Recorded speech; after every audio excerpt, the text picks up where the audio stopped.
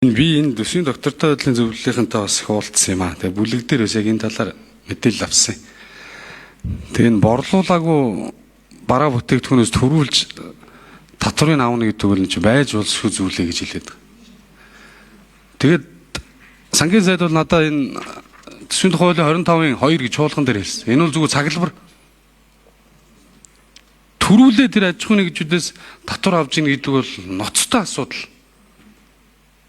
2026 ондны эхний үйлрэл төлөх татвараа 2025 оны сүүлээр төлж ийн гэдэг бол улсын төсөв тасраа тодтол хийх ёстой байхад тухайн үеийн сайд дарга нар маань тэр аж ахуйн нэгж төрийн өмчт гэдэг юм уу, хувийн өмчт гэдэг юм уу, компаниг дарамтлах юм уу, одоо юу гэж ойлгох юм, би юу гэж хэлэхээ мэдэхгүй байна.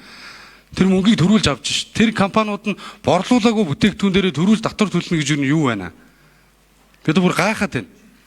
Тэгэхээр тухайн үед энэ жавхлан сайд байсан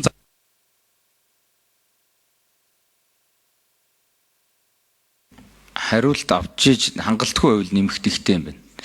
Тэгэхээр очроо тгшүүн санал хэллээ гэж үзэх үү. За 7 номер тэгвэл хариулаарай. Тэгээд дараа нь нэмэлт.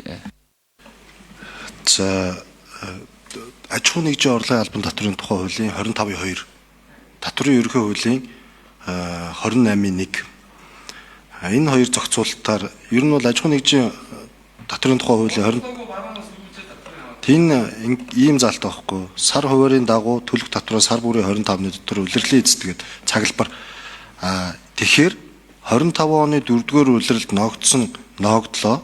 Татвар төлөгч нь өөрөө заавал дараа оны нөгөө тайлан гарах үедээ төлөхийг хүлээхгүйгээр урьдчилаад төлөх боломж нь энэ заалтаараа нээлттэй гэсэн.